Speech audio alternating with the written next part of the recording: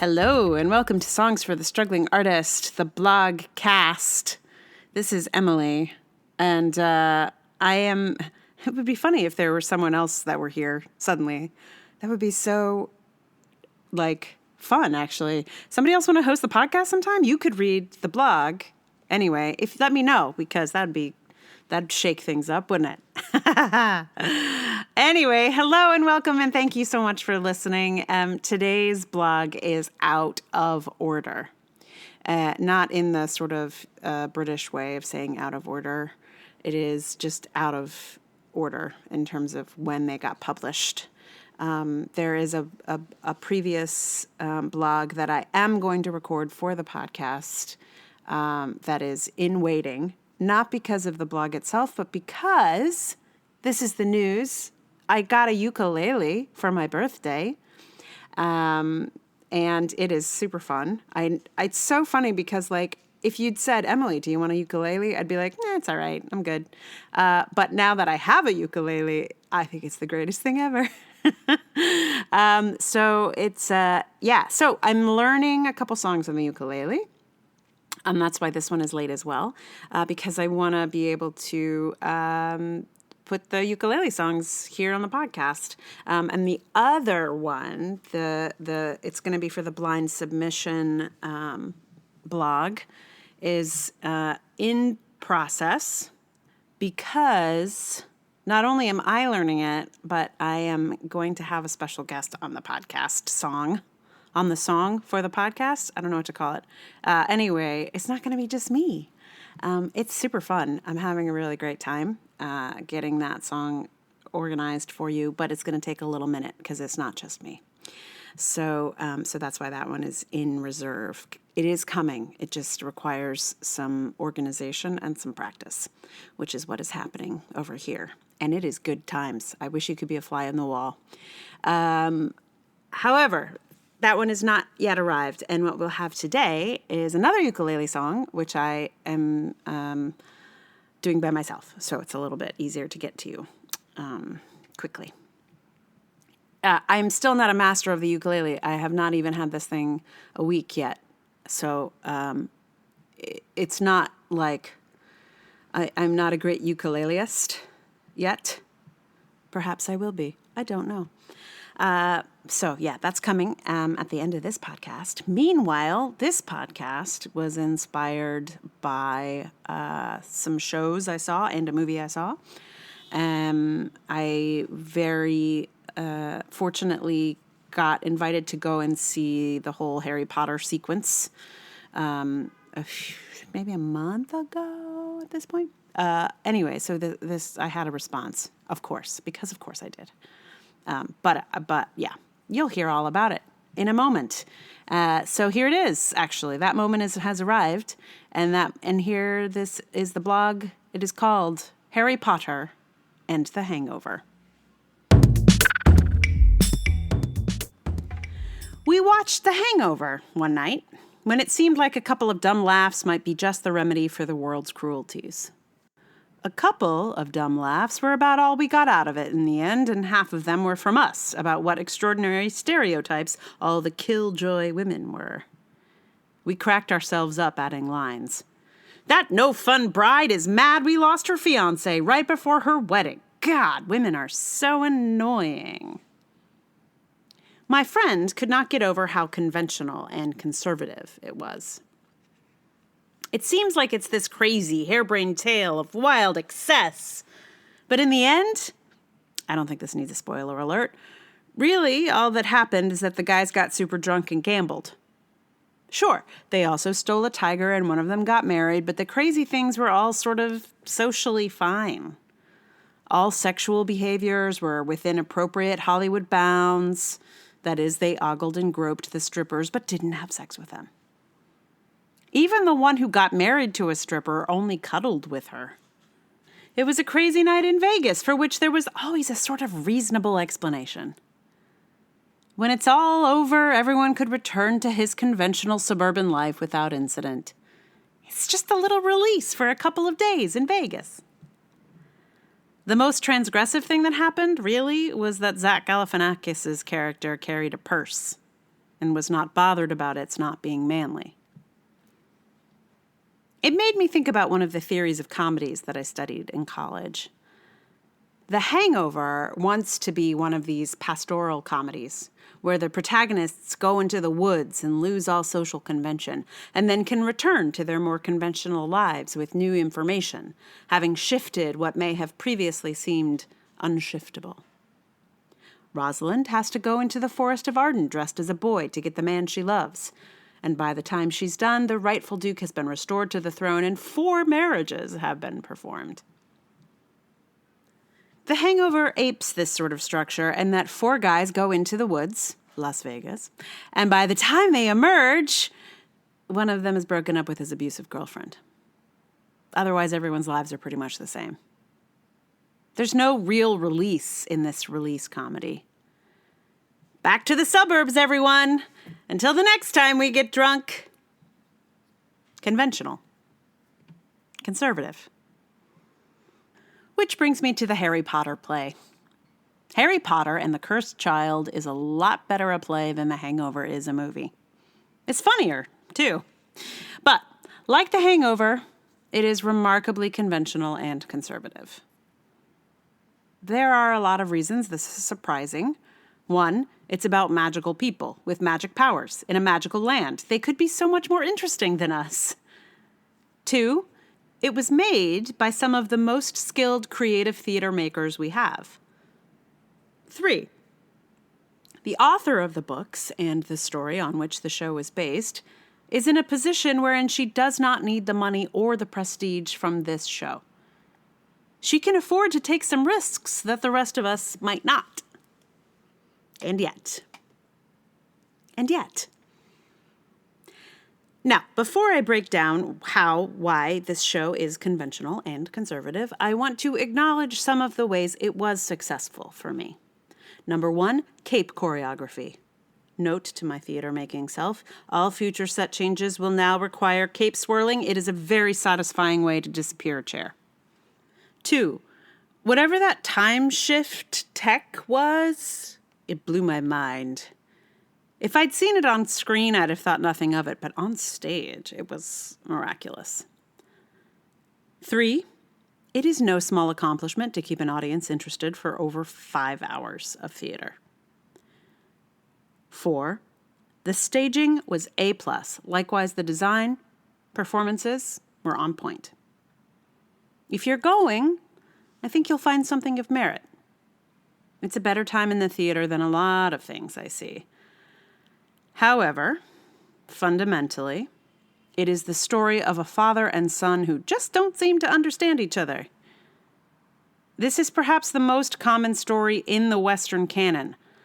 Honestly, plays about fathers and sons trying to negotiate their differences are the top of the most produced stories. And in this case, there really wasn't even any clear reason for this difference between father and son. It seemed to be just that Harry Potter's son got sorted into Slytherin and wasn't as popular as his dad. That's it. At the heart of the play is just a difference in fraternities? The other important relationship in the play is the friendship between Potter's kid and Malfoy's kid. They're best friends. And even though the play sometimes hints that there may be more there, it never allows these 2 boys to actually be gay, or even entertain the possibility. It feels like the whole time, cranky old middle-aged Harry Potter is just reacting to his son's gayness without his son ever actually being gay. A play like this has the potential to open up worlds of possibility, and it pretty much just said, nah. They're 2 best friends who fight through time and space to stay together, but they're just best friends. And I'm hip to that sort of story too, for sure. My best friendships are really important, and I like the idea of a play about that sort of dedication, but I didn't buy that in this story. I felt like they were gay, and the writers just didn't want to talk about it. They didn't want to alienate the anti-gay Potter fans. Conservative. Conventional. Also, this was a man's story all the way through. Sure, we had a few women in it, but we basically had an old conventional daddy issue play with some magic tricks. All the women were sidelined. Hermione was particularly hung out to dry. Despite having the most prestigious job in the magical world, she can seemingly get no one to listen to her and is constantly interrupted by men. In an alternate timeline, spoiler, there's time travel, she has become a nasty old maid spinster teacher stereotype just because she failed to marry a man she loved. Oh boy, it's only the love of a man that keeps a witch from turning into a mean old witch, apparently. Conventional. So conservative. Listen, if your play has the ability to travel in time, why not entertain truly exciting other possibilities? You don't have to hop from one conservative timeline to another. There has to be some timeline where things can be truly shocking and maybe even queer in more ways than one. I'm 100% sure that there is some very daring fan fiction in this vein, and how I wish I'd seen even a hint of it in this production. It is interesting to see a play that has such a long reach of a following. The generation behind me grew up on Harry Potter, and the commonality of experience they have around it is extraordinary. There's nothing like it from my childhood. The amazing thing about making a play about a series of stories that everyone knows is that everyone's an insider. It is actually very exciting to be in a room full of people who are so pumped up and so uniform in their responses. Any references to the characters or events in the book get giant responses from the audience. It's the "I know what you're talking about" laugh. I mean, just a mention of Neville Longbottom drew applause from the audience. He makes no appearance in the play, but he got applause anyway. It's like a band playing a phrase from their hit song in the middle of a new one. I guess it's bound to be a hit. There's no real risk there. And speaking of phrases from a hit song, almost all of the music in The Cursed Child was actually bits of the instrumental tracks of Imogen Heap's hit songs. Now, I love Imogen Heap. I want her to make all the heaps of money she'll get from being the composer of this show. But it seems to me they just used her instrumental tracks from their early movement rehearsals and just decided to keep them. That's not so much composing as recycling old hits in a new remix. And that's sort of what this show was. A recycling of old hits in a new frame. Using theatrical techniques pulled from more experimental works to tell a conventional story with a recycled soundtrack. I mean, it was a reasonable day in the theater. It knew what it was doing and made use of some of the best theatrical tricks in the book. But it made me think of The Hangover. So, in part, this post was inspired by how hilarious I thought the idea of Harry Potter and The Hangover would be. Just like if that were in fact a Harry Potter book written by J.K. Rowling. Like, I was imagining, book 8 of the Harry Potter series, Harry Potter and the Hangover. Yeah, so sometimes things are inspired. I mean, also, I fully plan on talking about Harry Potter and possibly also The Hangover, so it wasn't like I came up with a silly title and then decided to write a post. It was like both of those things were already coalescing, and then I just cracked myself up multiple times with the idea of a book called Harry Potter and the Hangover. A book I would read, by the way. I would read that book. I would. I would go see that show also. So there you have it. So the song here is going to be Imogen Heap, because of course it has to be, right? Because I name checked her in this post. And what can I say about it? So here's one of the things that there wasn't really a space for this in this post, but I don't know if you've seen this show, but it's like it's a Harry Potter thing. It's kids, it's high school, they're having adventures, they're doing things, and meanwhile, like the soundtrack are all songs that I know, and like when I hear the music of, I start to sing the lyrics too, and the lyrics don't. Like, they just didn't match up with what was going on the stage. So, it's like, I think they assumed that most people don't know Imogen Heap's music. So, like, they're like, this is fine, whatever. So what if this song is a little bit about stalking? It'll go great with this, running sequence. So anyway, like I'm listening to the words in my head while they're just playing the instrumental tracks, and it was very distracting from the show. I mean, for me, it was like a little bit like if, let's say you took all of the vocals out of Michael Jackson's Beat It.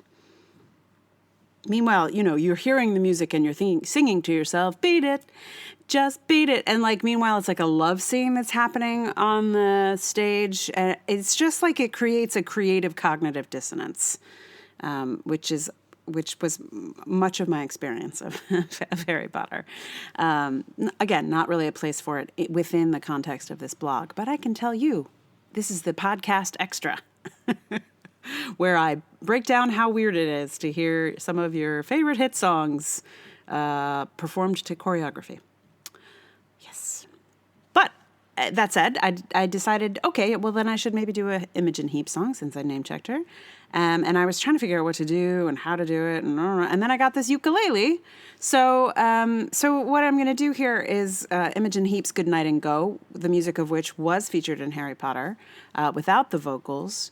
And I'm going to give you mostly the vocals because the ukulele is a lovely, delightful instrument, but it doesn't provide it's not like a lot of instrumental accompaniment.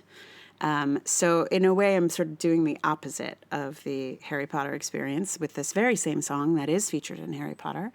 And I do love this song quite a lot. My only hesitation about doing it is because I love it.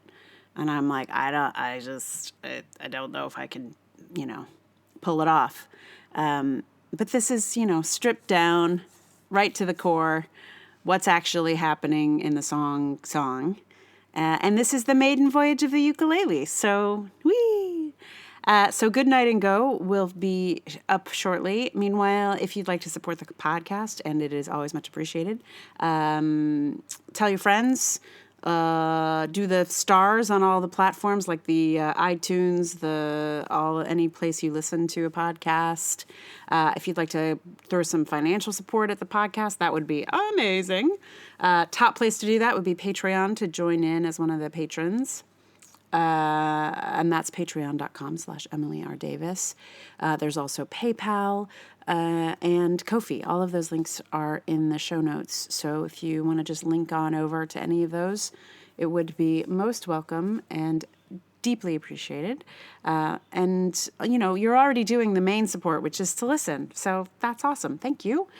And without further ado, I shall give to you Good Night and Go. Imogen Heap's Good Night and Go. Say good night and go. Oh, oh, oh. Skipping beats, blushing cheeks, I am struggling. Daydreaming, bed scenes in corner cafe. And then I'm left in bits, recovering tectonic, trembling. You get me every time. Oh, why'd you have to be so cute? It's impossible to ignore you. Must you make me laugh so much? It's bad enough we get along so well. Say goodnight and go.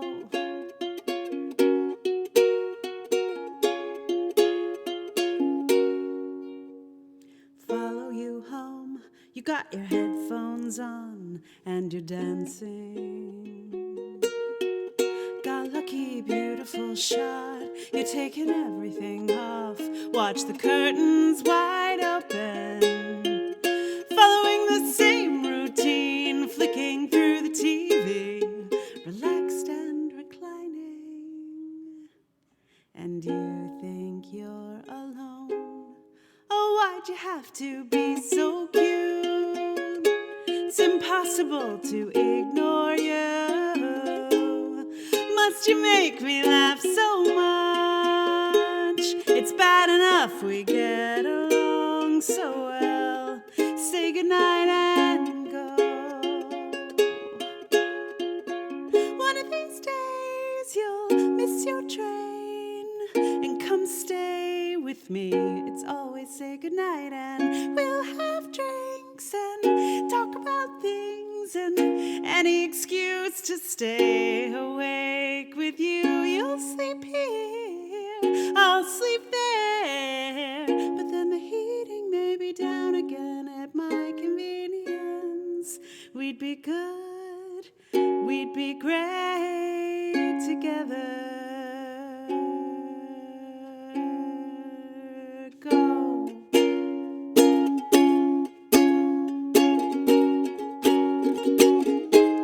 Oh, why'd you have to be so cute? It's impossible to ignore you. Must you make me laugh so much? It's bad enough we get along so well. Say goodnight and go. Why is it always, always goodnight and go? Oh, darling, no, not again. Good night and